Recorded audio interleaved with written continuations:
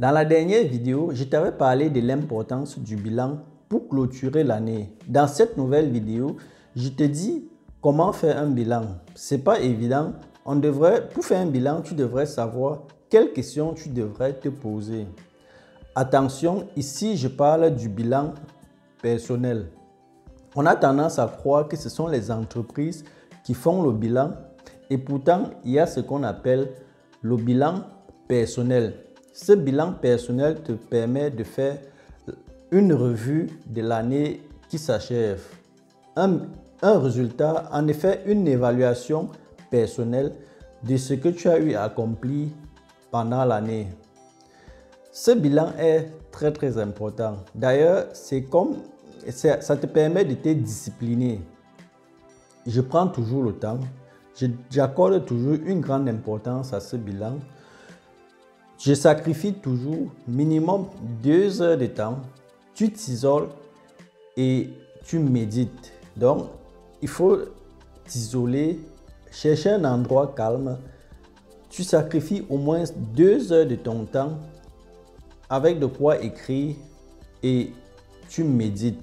C'est très important. Tu verras le résultat de tes propres yeux. Dans le cas contraire, tu auras l'impression que l'année se résume à cette période de fête. C'est 5 jours d'ambiance et pourtant, il y a eu 365 jours. L'année ne se résume pas en 5 jours. Les 360 jours, qu'as-tu fait? Qu'est-ce qui s'est passé? Beaucoup ne notent pas. C'est pour ça qu'il faut chercher un endroit calme, se retirer des bruits, s'isoler pour faire travailler la mémoire. À tout de suite pour parler du bilan.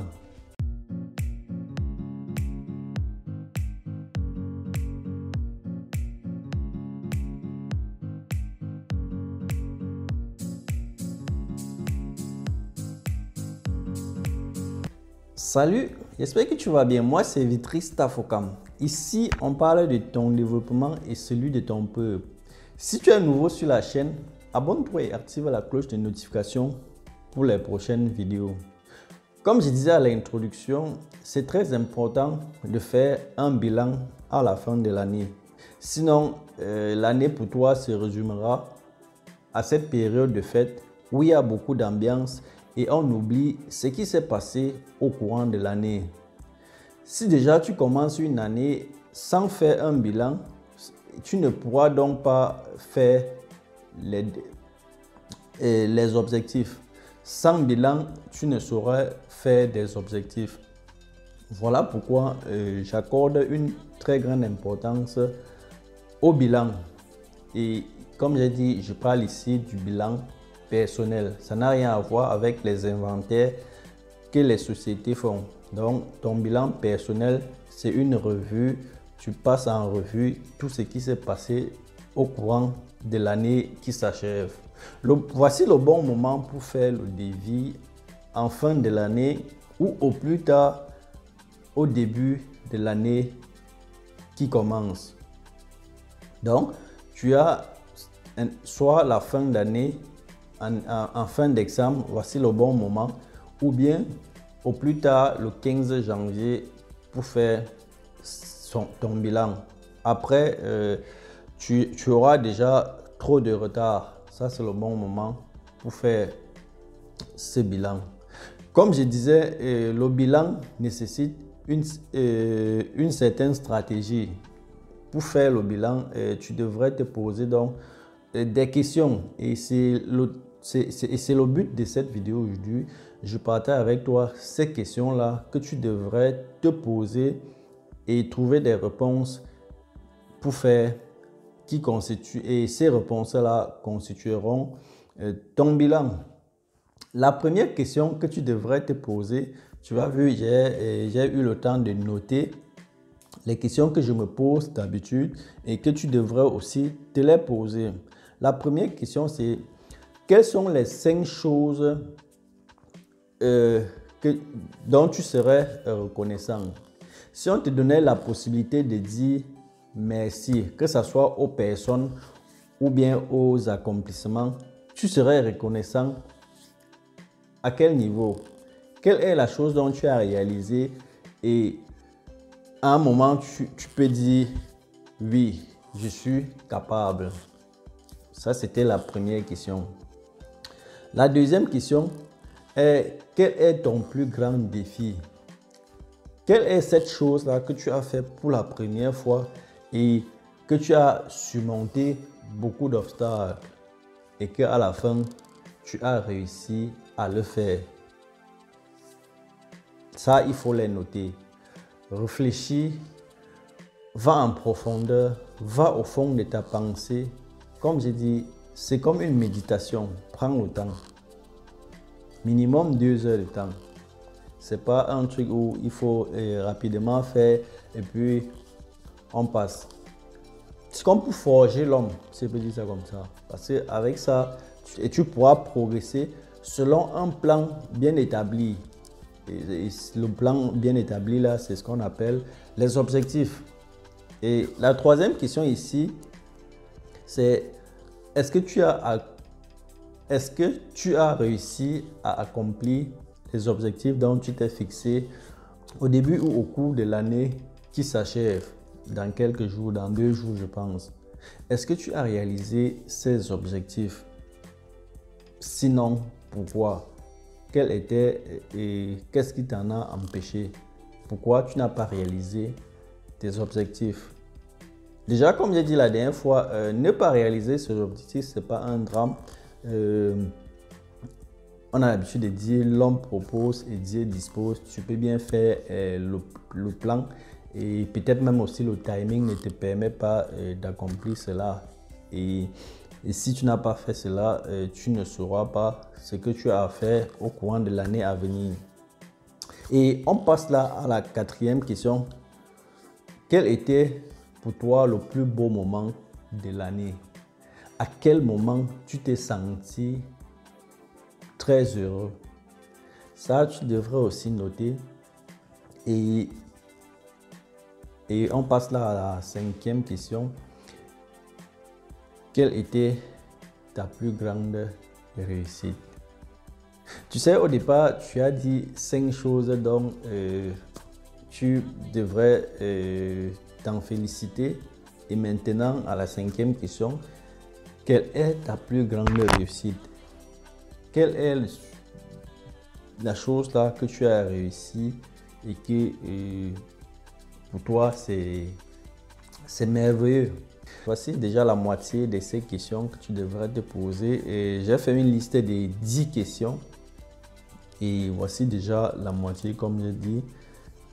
Et je continue avec la 6e question. Y a-t-il quelque chose que tu aurais fait différemment? Ok, je sais pas. Tu as accompli et est-ce que après l'accomplissement, tu t'es rendu compte que ce que j'ai accompli là, ces choses dont j'ai accompli, il y avait une autre méthode que j'aurais pu employer? Quelles sont ces choses-là? Et est-ce que tu serais prêt à refaire avec une nouvelle méthode pour voir le résultat que ça va donner? Et ça, c'était la 6e question. Et là, la 7e question, c'est... Je sais, nous ne lisons pas beaucoup. L'Africain ne lit pas, bon, pas l'Africain en général, la plupart des Africains ne lisent pas beaucoup. Et pourtant, la lecture est très importante. Quels sont les livres que tu as lus, autant pour moi, au courant de l'année qui s'achève? Si tu ne lis pas beaucoup, faites les efforts de lire. Tu sais, c'est vrai, quand on ne lit pas beaucoup, on écoute beaucoup. Mais la lecture a vraiment sa place. Ce que les gens ont écrit, c'est souvent bien de savoir ce que d'autres pensent. Parce que écrire un livre, ça demande des analyses. Ça dépend on prend des interviews, on prend le temps, on te raconte les réussites des gens. Bon, si le livre parle de la réussite, bien évidemment. Mais sinon, quand tu lis, ça t'ouvre l'esprit. La lecture est très, très importante. Mais nous négligeons. C'est vrai, on passe autant à écouter peut-être les trucs, les histoires, dormir debout. Et pourtant, lire, c'est très, très, très important. Tu ne peux pas mesurer le pouvoir de la lecture. De lire, t'asseoir, lire et les écrits, c'est très, très important. On passe là à la 8e question. Es-tu satisfait de ta situation financière? Même si ce n'est pas le cas, si je posais cette question peut-être à un jeune Africain, il dira non. Et c'est dur, on a l'habitude de dire. Mais qu'as-tu fait? Qu'est-ce que tu attendais? Pourquoi tu n'es pas à un niveau où tu aurais voulu? Pourquoi cette situation financière n'est pas satisfaisante? C'est vrai, l'argent, on n'a jamais assez. Cette question déjà, on ne peut pas répondre par oui ou non parce que, comme j'ai dit, même celui qui a le milliard le plus riche du monde, il est toujours à la conquête. Donc, cette question, c'est juste pour faire un petit... juste pour faire ton niveau. Je veux dire, juste pour regarder tes économies et dire, voilà, ça va, je peux investir cet argent, je peux faire tel truc ou tel... Je peux faire quelque chose, je peux investir, cet argent peut me permettre de faire telle ou telle chose. C'est ça, sinon c'est pas... si tu es à l'abri, donc c'est pas pour dire est-ce que tu as atteint le montant qu'un homme devrait avoir. Avant de quitter cette terre, ce montant n'existe pas. On est toujours, on cherche jusqu'à la fin de ses jours. On passe là à la 9e question. Y a-t-il quelque chose que tu aurais voulu faire, mais peut-être par manque de volonté ou par tu n'as pas eu la capacité de faire cette chose? Voilà la 9e question que tu devrais te poser. Et enfin, la 10e question. Bref, il y a autant de questions. Donc, j'ai juste pris la peine d'écrire ces 10 questions que pour moi suffirait pour faire le bilan. Et on vient là à la 10e question qui est l'évaluation. Tu t'évalues toi-même. Sur une échelle de 1 à 10, où est-ce que tu te retrouves? Si on te donne la possibilité de te donner une note, où est-ce que tu te situes de 1 à 10? Est-ce que tu es au bas de l'échelle? Est-ce que tu es au sommet de l'échelle? Qu'est-ce qui t'a manqué pour être au sommet de l'échelle?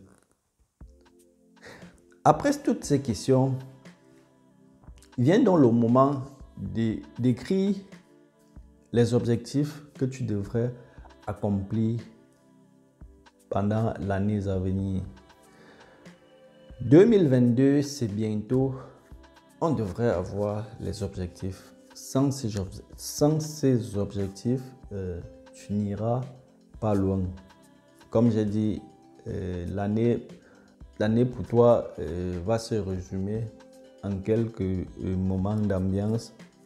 Comme actuellement, si tu n'as pas eu les objectifs au début de l'année 2021, tu te retrouves à la fin d'année et il y a beaucoup d'ambiance, on jubile et c'est tout. On ne fait pas une rétro-perspective là pour voir comment a été l'année. Parce que le problème, c'est qu'on ne note pas beaucoup. Tu vois, il y a même les gens qui font du business sans avoir une fiche. Or, tu devrais avoir toujours une fiche pour noter et c'est cette fiche-là qui te permet facilement de faire le bilan. Et je viens de partager toi les 10 questions que tu devrais te poser dans le calme pour faire ton bilan. Après ces 10 questions, tu peux t'offrir un cadeau. Tu peux couler les larmes, c'est permis, mais après cela, tu dois te fixer des objectifs. L'homme sans objectif n'est rien. Et comme objectif pour moi, j'ai plusieurs objectifs pour l'année à venir. Mais l'un de mes objectifs, c'est d'offrir des vidéos de très bonne qualité. Ma chaîne va devenir professionnelle. Voilà l'un de mes objectifs. Et au début de l'année, je vais partager une vidéo avec toi et je te donnerai les business dans lesquels je vais investir en 2022. Je partagerai mes objectifs avec toi et à la fin de 2022, en fin d'année, en cette période, en 2022, on fera le bilan ensemble, on fera mon bilan ensemble et voilà. Et en plus de cela, j'avais fait 2 vidéos sur le trading et je pense qu'en 2022, je devrais t'aider aussi à intégrer ce business. Ça paye, ça distrait aussi, ça occupe et ça paye. Donc en 2022, je vais établir un programme où je vais te donner, je dirais, les cours de base pour commencer le trading. Il ne me reste plus rien que de te souhaiter bonne année, meilleurs vœux pour l'année 2022, beaucoup de succès et surtout, porte-toi bien et à dimanche prochain. Ciao.